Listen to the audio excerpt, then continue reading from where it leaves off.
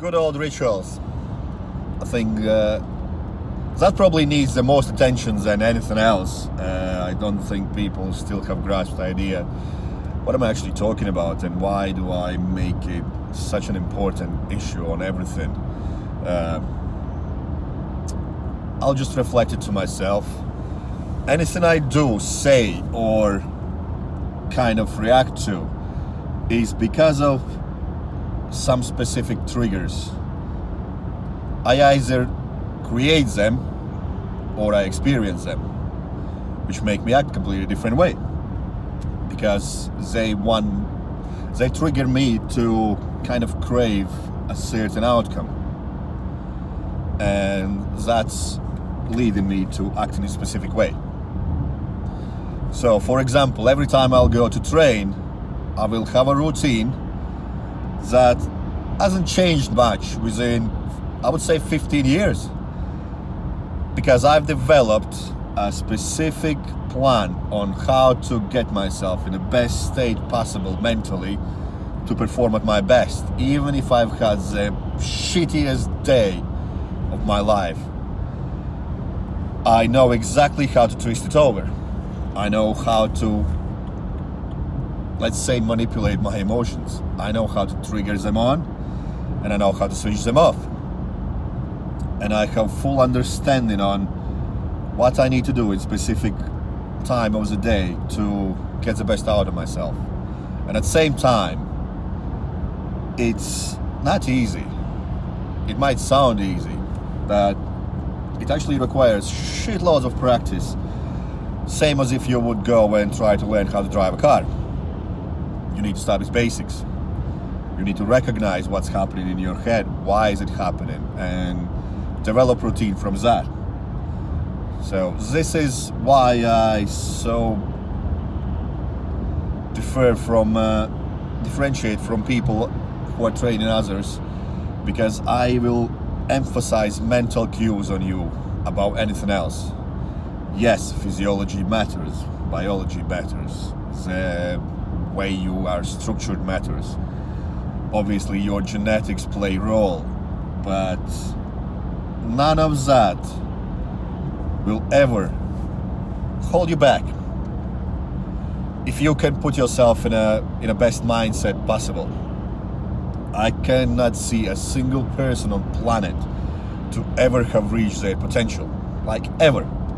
This is why I always have a little dig at people who keep blaming genetics for everything. I'm like, I'm not being funny, but genetically gifted don't even know that they are genetically gifted. Yeah, it is easier for them, but that's as far as it goes. It doesn't mean that they max out on it, that they actually use the full potentials of themselves. But even with piss poor genetics, if you create rituals, habits, and plan that you can stick to day in and day out, so you pretty much become instinctive in the way you do things, this is when you get results. When you look at guys I train, I often put out videos of people that I've just started to train, and if you follow me up and see the way they do exact same movement after a year or so, they will do that in completely different manner. Because what I do, I sit there and I analyze every single movement they do, every single word they say, and how have their day been developing leading up to the training sessions they will have with me. And then I encourage these mental, physical, and emotional cues to be repeated so they get the best out of themselves. That's why I can have someone who's come to me trying to achieve their best performance ever to add usually up to 35% to their PBs within first couple months. It doesn't matter how fucking strong they are. They will undoubtedly increase their strengths, power, performance, and mental strengths within first couple months just by focusing on themselves, not so much on their training plan and diet and what else not. All of that comes into play to create better rituals, obviously, but my strength is getting the best out of you mentally. If your head is not right, you're not going to go anywhere. And that applies to everything in life, like literally. Apparently I have a bedroom voice.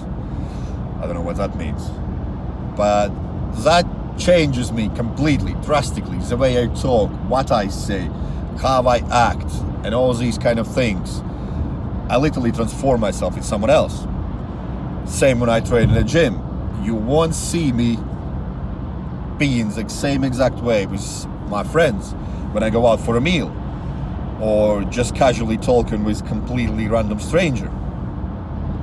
I have created a different personality for every task in my life, and I milk it. I know exactly when to switch on what and when to switch off. It doesn't necessarily mean I'm in full control of that. Now and then it still gets hard, because when we get stressed out, we kind of lower ourselves in a sense of consciousness. And that's still something I need to work on massively. But what I try to emphasize is you need to try to take control of your own mind first, and then everything else will fall into play. I often have a dig at my clients who are telling me that, you know what, this week wasn't so good and this didn't work out and that. And I know that they are bluntly lying to themselves first, because I know exactly how things work. I've done it for God knows how long now.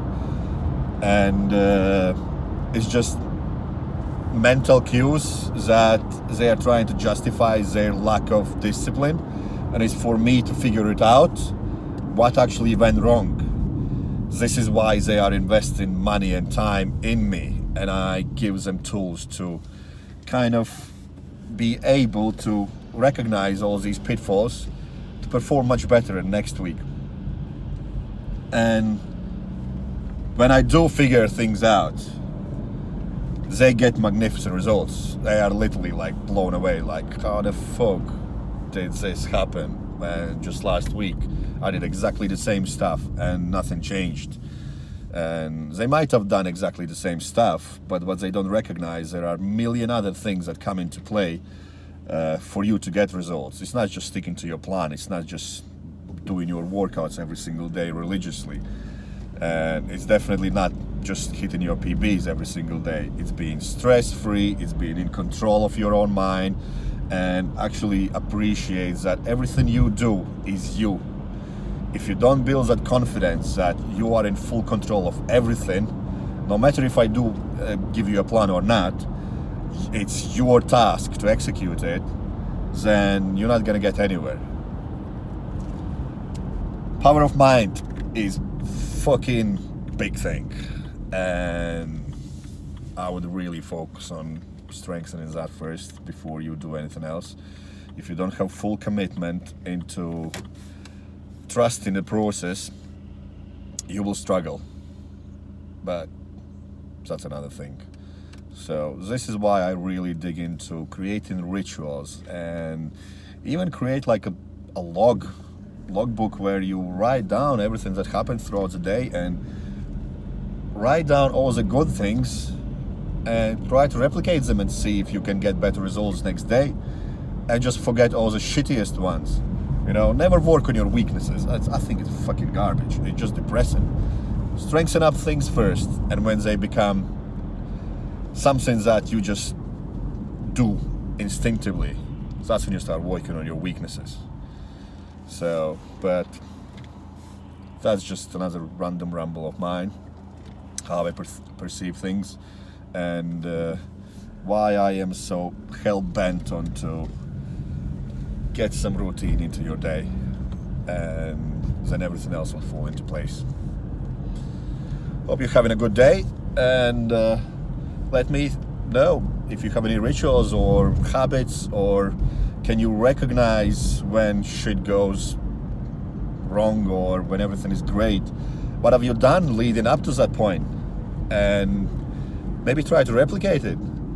People who get sad usually have some kind of sad playlist, and they will have a routine how to get even more depressed. Whereas people who have like happy days ever after and whatnot, they will have their routine to feel like that. Some great playlist, I don't know, doing something funny and whatnot. Let me know if you have the ability to recognize why the day has played out the way it has on that specific day, and what you could have done to make it even better. Don't focus on making shit worse.